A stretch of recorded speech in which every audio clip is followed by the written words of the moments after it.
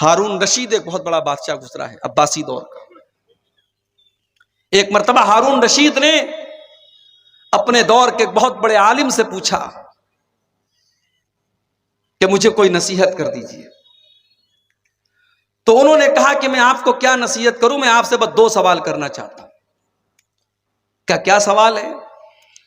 کہا مان لیجئے کہ آپ سفر پہ نکلے ہیں، ریگستان میں آپ سفر کر رہے ہیں اور بہت زور سے آپ کو پیاس لگی ہے اور دور دور تک پانی آپ کو نظر نہیں آ رہا ہے، اور پیاس اس قدر لگی ہوئی ہے کہ پانی نہ ملا تو آپ مر جائیں گے. اتنے میں آتا ہے ایک آدمی اور اس کے پاس ایک پیالہ ہے اور پیالے میں 2 گھونٹ پانی ہے.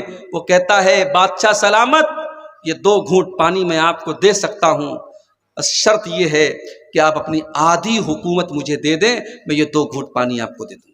تو بادشاہ سلامت آپ یہ بتائیے کہ آپ کیا کریں گے، اس کو حکومت دے دیں گے یا نہیں دیں گے؟ بادشاہ نے کہا اگر ایسی بات ہے، اگر میری جان خطرے میں آ چکی ہے، میں اس قدر پیاسا ہوں کہ مجھے پانی نہ ملا تو میں مر جاؤں گا، تو جان سے بڑھ کے کیا ہے، میں آدھی حکومت دے کر کے وہ 2 گھونٹ پانی پی کر کے اپنی جان بچا لوں گا. پھر اس عالم نے کہا اچھا ایک بات بتائیے.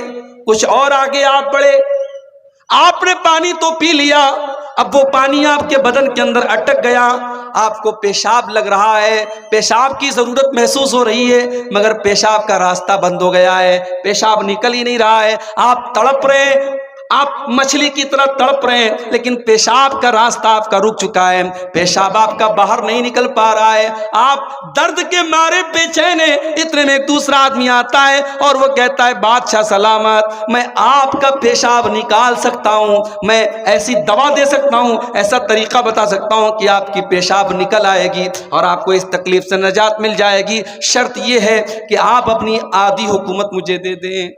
تو آپ کیا کریں گے، اسے دے دیں گے آدھی حکومت؟ ہارون رشید نے کہا اگر ایسا معاملہ آ گیا، میری جان پر بن چکی ہے اور پیشاب رک جانے کی وجہ سے میں تکلیف میں پڑ گیا ہوں، تو میں تو یہی کروں گا، میں آدھی حکومت اس کو دے دوں گا اور میں اس کا آفر قبول کر لوں گا. کہا ہے بادشاہ سلامت بس جس حکومت کی اوقات یہ ہے کہ پانی کے چند قطرے اور پیشاب کے چند قطروں سے زیادہ آپ کی حکومت کی ویلیو نہیں ہے، اے بادشاہ سلامت اس حکومت پر کبھی ناز نہ کرنا، اس حکومت پر کبھی غرور نہ کرنا، اس حکومت پر کبھی اترانا نہیں، کبھی تکبر نہ کرنا. آج آپ دیکھ لیں صاحب، جن کے ہاتھ میں پاور ہے وہ اپنے پاور کا کیسا استعمال کر رہے ہیں. وہ راحت اندوری نے کہا تھا نا، جو آج صاحب مسند ہے کل نہیں ہوں گے، کرایہ دار ہے ذاتی مکان تھوڑی ہے، یہ کرسی اور اقتدار یہ کسی کی میراث نہیں ہے، آج کوئی ہے کل کوئی ہوگا. انسان کو اپنے پاور اور کرسی کا کبھی ناجائز فائدہ نہیں اٹھانا چاہیے میرے بھائی. تو اللہ نے فرمایا کہ کامیابی تو یہ ہے کہ تمہیں جنت مل جائے اور تم جہنم سے بچا لیے جاؤ. اور دنیا کو کامیابی سمجھنے والوں کان کھول کر کے سن لو، وَمَا الْحَيَاةُ الدُّنْيَا إِلَّا مَتَاعُ الْغُرُورِ، دنیا کی زندگی تو دھوکے کا سامان ہے. اب آئیے ہم قرآن و سنت کی روشنی میں کچھ ایسی چیزوں کو دیکھتے ہیں جن کو اللہ کے نبی نے بتایا ہے کہ ہاں یہ چیزیں جنت میں لے کے جانے والی ہیں. مگر میں بڑے ادب سے کہنا چاہتا ہوں میرے بھائیوں، آپ رات کے 2:30 اور 3 بجے تقریر سن رہے ہیں، یہ ٹائم ایسا ہے، یہ اللہ کی قبولیت کا ٹائم ہے. میرے بھائیوں اس دعا کے ساتھ آپ یہ تقریر سنیں کہ میں جو باتیں بیان کروں گا، جو اعمال بیان کروں گا جنت میں لے کے جانے والے، رب العالمین کہنے والے کو اور سننے والوں کو سب کو عمل کی توفیق عطا فرمائے. ہم صرف کہیں نہ اور ہم صرف سنیں نہ بلکہ ہم اس پر عمل بھی کریں. اللہ ہم کو اس کی توفیق دے. تو آئیے ہم شروع کرتے ہیں. سب سے پہلی چیز جو جنت میں لے کر کے جائے گی، جس کے بغیر جنت میں آپ جا ہی نہیں سکتے، وہ کیا ہے؟ وہ توحید ہے. جب تک آپ توحید پر نہیں آ جائیں گے، ایک اللہ کی عبادت آپ نہیں کریں گے، ایک اللہ کے آگے آپ کا سر نہیں جھکے گا، اور ایک اللہ کی توحید کا اقرار آپ نہیں کریں گے، تب تک آپ جنت میں نہیں جا سکتے.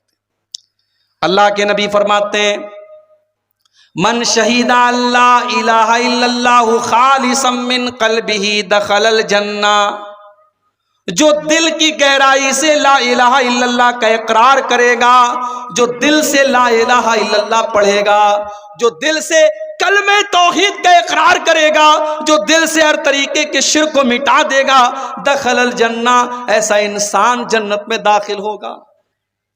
مگر آپ کیا بولیں گے؟ ہمارے اور آپ کے بیچ میں ایسے لوگ بیٹھے ہیں جو نماز میں آتے تو کہتے ایاک نعبد و ایاک نستعین، اے اللہ ہم تیری ہی عبادت کرتے ہیں اور تجھ ہی سے مدد مانگتے ہیں، اور نماز کے باہر کشتی لڑنے جاتے ہیں پہلوان کے سامنے تو کہتے یا علی مشکل کشا، علی کو مشکل کشا بنا دیا۔ اولاد چاہیے تو کسی بابا کے مزار پہ جا کے اولاد کا سوال کرتے ہیں، دولت چاہیے تو کسی کو غریب نواز کا لقب دے دیتے ہیں، مدد چاہیے تو کسی کو غوث اعظم کا لقب دے دیتے ہیں، کسی کو داتا بنا لیتے ہیں، کسی کو گنج بخش بنا لیتے ہیں۔ جو مقام اللہ کا ہے، جو درجہ اللہ کا ہے، وہ غیر اللہ کو دے دیتے ہیں۔ اور اگر آپ کو یقین نہ آتا ہو، ہمارے یو پی میں بہت ساری مثالیں آپ کو مل جائیں گی۔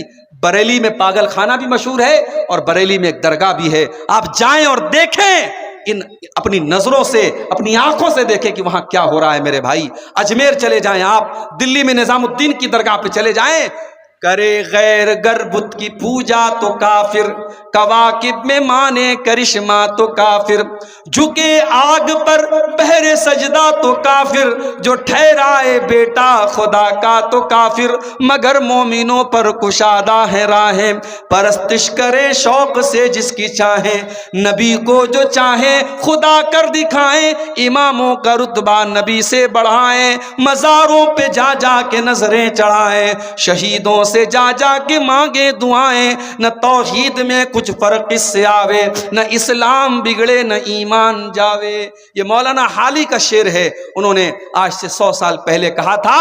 2023 آ گیا، ہم چاند پر پہنچ گئے، مگر مسلمانوں کی سوسائٹی اور سماج میں آج بھی یہ تمام چیزیں ہو رہی ہیں میرے بھائیوں۔ جب ہم شرک کریں گے، جب اللہ کی توحید کے ساتھ غداری کریں گے، جب ہم غیر اللہ کے نام پہ بکرے ذبح کریں گے، غیر اللہ کے نام پہ مرغے ذبح کریں گے، جب اپنے بچوں کو لال کالے پیلے تعویذ پہنائیں گے، جب ہماری توحید گڑبڑ ہوگی تو اللہ کی مدد کہاں سے آئے گی؟ اللہ کے نبی کہہ رہے ہیں جو توحید پر رہے گا جنت اس کو ملے گی۔ اور ایک بات اور نوٹ کر لیجئے، صرف توحید پر رہنا کافی نہیں ہے، آخری دم تک توحید پر رہنا یہ ضروری ہے۔ ساری زندگی انسان توحید پر رہا، مرنے کے پہلے اس نے شرک کر لیا اور بغیر توبہ کی اس کا انتقال ہو گیا، اب اللہ تبارک و تعالیٰ کیا اس کی ساری زندگی بھر کی نیکیاں تو برباد ہو جائیں گی۔ اس لیے کہ اللہ قرآن میں کہتا ہے وَلَا تَمُوتُنَّ إِلَّا وَأَنْتُمْ مُسْلِمُونَ، اے مسلمانوں کان کھول کر کے سن لو، تمہیں موت آئے تو ایمان کی حالت میں آئے، تمہیں موت آئے تو توحید کی حالت میں آئے، مرتے دم تک تمہیں توحید کی حفاظت کرنا ہے، ایمان پر خاتمہ ہونا ضروری ہے۔ اگر ایمان پر خاتمہ نہ ہوا، اگر شرک کے اوپر تمہارا خاتمہ ہوا تو تم برباد ہو جاؤ گے۔ آپ دیکھ لیں، ابو طالب کا نام سنا ہے آپ نے؟ بولو بھائی، سن رہے ہو یا سو گئے؟ ابو طالب کون تھے؟ نبی کے چچا تھے، نبی کو پالا تھا، نبی کا ڈیفنس کرتے تھے، نبی سے محبت کرتے تھے، سب تھا، ایمان نہیں لائے تھے۔ ابو طالب کا آخری ٹائم آیا، اللہ کے پیارے نبی اپنے چچا کے پاس جاتے ہیں، بخاری کے الفاظ ہیں اور کہتے ہیں یا عمی قل لا الہ الا اللہ، اے چچا جان آپ کلمہ پڑھ لیجئے، آپ لا الہ الا اللہ پڑھ لیجئے، اے چچا جان میں گارنٹی دے رہا ہوں اگر آپ یہ کلمہ پڑھ کر کے دنیا سے جائیں گے، اے چچا میں اللہ تعالیٰ کے ہاں اس کلمے کے ذریعے آپ کے لیے بحث کروں گا۔ میرے چچا نے کلمہ پڑھا تھا، اے اللہ تو میرے چچا کو جنت میں ڈال دے، اے چچا بس آپ کلمہ پڑھ دیجئے۔ اللہ کے نبی اپنے چچا کو کلمہ پڑھنے کے لیے پریشر ڈال رہے ہیں، آپ ان کے اوپر دباؤ ڈال رہے ہیں، اور وہیں پر ابو لہب بھی بیٹھا تھا، وہیں پر عبداللہ ابن امیہ بھی بیٹھا تھا، یہ دونوں گرو گھنٹال بھی بیٹھے تھے۔ ان دونوں نے کہا خبردار ابو طالب، اپنے باپ دادا کا طریقہ مت چھوڑنا، بڑا مشکل کام ہے۔ ابھی میرا پروگرام تھا، اسی بہار میں ایک جگہ پڑتی ہے جہان آباد، جہان آباد کے آگے گاؤں ہے، گاؤں کا نام ہے ڈبری، بڑا پچھڑا ہوا علاقہ ہے۔ پچھلے جمعہ کو میرا پروگرام تھا، گیا میں وہاں بیچارے 2-4 لڑکے اہل حدیث ہوئے۔ آپ کے علاقے میں 100% لوگ اہل حدیث ہیں، آپ اللہ کا شکر ادا کریں، ورنہ اسی ہندوستان میں نہیں، اسی بہار میں کتنے ایسے گاؤں ہیں میرے بھائی جہاں 2 آدمی 4 آدمی اہل حدیث ہے بیچارے، وہ اگر کہیں سینے پر ہاتھ باندھے تو ان کو مارا جاتا ہے۔